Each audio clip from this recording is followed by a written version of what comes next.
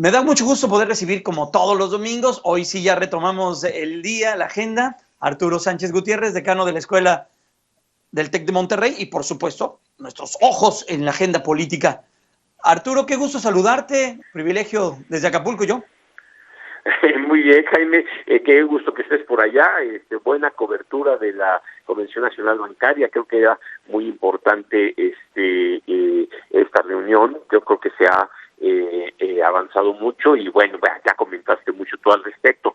Yo te quería comentar un poco sobre lo que estuvo en el contexto de la convención y que seguramente pues hizo que el presidente tomara una postura específica y tuvo que seguramente en las reuniones cortas y en las pláticas con los banqueros tomar de alguna manera algunas decisiones importantes. Mira, fue una semana muy compleja para el presidente.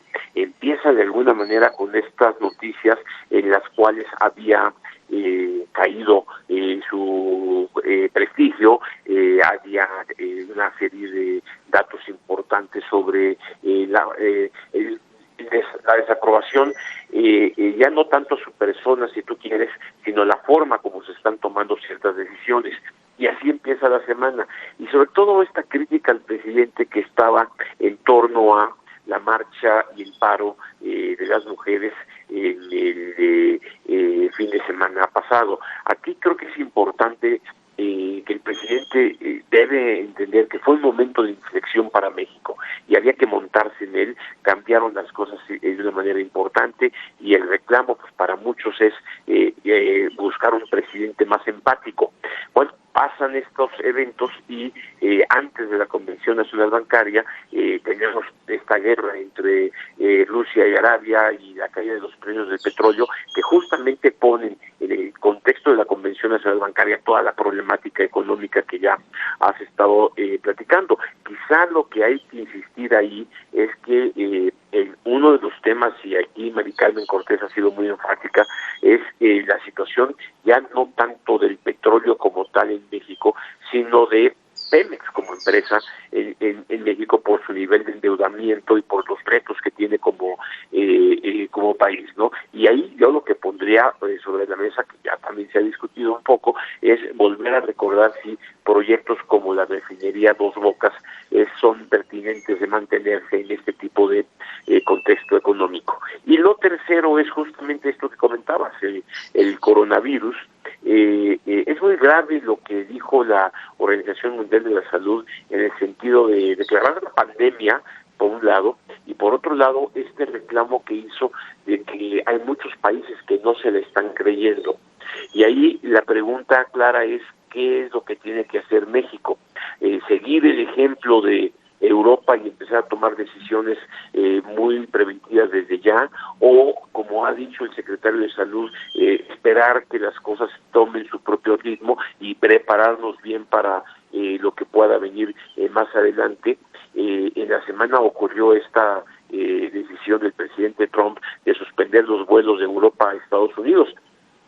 Sí, nosotros ya habíamos suspendido los vuelos de Shanghái, por ejemplo, pero aquí lo importante es no cometer los errores de Italia, no creer que vamos a poder curar a los enfermos, sino tratar básicamente de contener seriamente la enfermedad, y para eso sí se requieren tener cuidados importantes en los momentos oportunos. Fíjate, en Estados Unidos, ahora que tuvimos reuniones en el TEC de Monterrey sobre este tema, lo que estamos viendo en universidades en Estados Unidos es que ya están aprovechando la tecnología, dejar a los alumnos en sus casas y dar clases a través de computadoras. Al menos temporalmente, mientras esto ocurre, se está debatiendo mucho si el calor va a acabar con la enfermedad o no cuando venga la primavera y el verano, en fin, pero en todo caso hay que estar listos. Y esto también le da al presidente de la República un contexto importante, porque hay quienes piden que se tomen ya decisiones. Yo creo que es cierto que no debemos apanicarnos, y la duda es si tenemos toda la preparación médica suficiente para hacer las pruebas suficientes de una forma muy amplia y detectar los casos para saber en qué momento tenemos que tomar decisiones de otro tipo, ¿no? Yo creo que es fue una semana para el presidente que culmina bien con la Convención Nacional Bancaria. El presidente es muy hábil para comunicar, es muy hábil para no pelearse. Creo que estuvo bien que mandara a sus gallos fuertes desde el jueves para que esto ocurriera y se limpiaran y se tranquilizara un poco los pues ánimos, sí, ¿no? Porque los mercados en todo el mundo están de alguna manera muy nerviosos y aquí sí, claro, hay que distinguir. Hay un efecto internacional y una serie de detalles nacionales. Entonces sí era importante que el jueves el secretario de Hacienda y todo, bueno, el secretario de Hacienda y el equipo económico fundamental calmaran los ánimos para que justamente el presidente pudiera llegar el viernes ya a tener un diálogo con los banqueros mucho más claro y más sólido en medio de una semana así de compleja para el presidente de la República. Estamos platicando con Arturo Sánchez Gutiérrez, decano de la Escuela de Gobierno del TEC de Monterrey.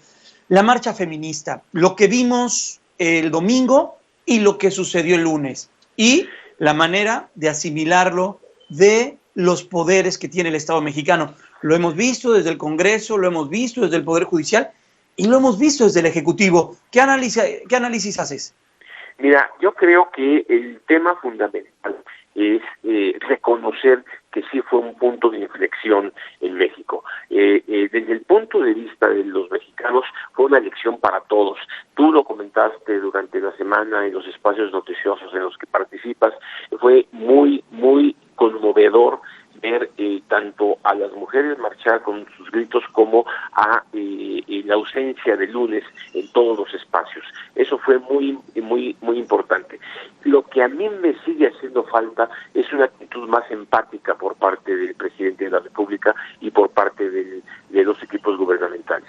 En muchos de ellos sí, es que no se trata nada más de apoyar o no apoyar la marcha y el paro.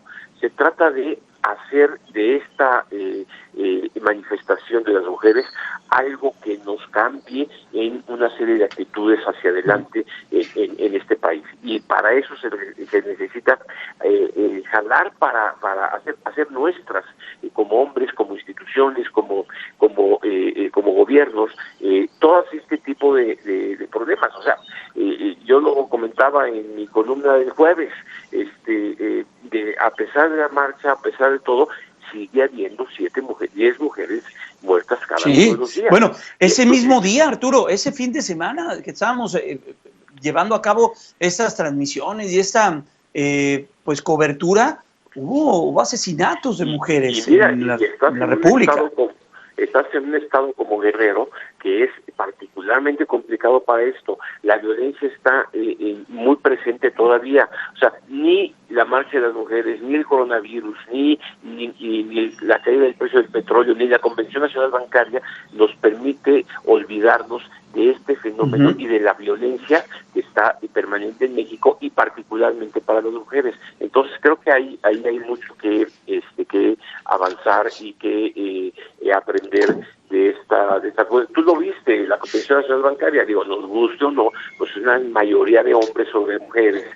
Las mesas son muy muy de hombres, pues porque finalmente así estamos hechos, pero es tiempo de echarnos para adelante y cambiar este tipo de políticas, incorporar e incluir otro tipo de participaciones en donde sí escuchemos los reclamos con más proactividad de las mujeres que se expresaron de diferentes maneras el domingo pasado y la ausencia tan generalizada durante el lunes 9, ¿no?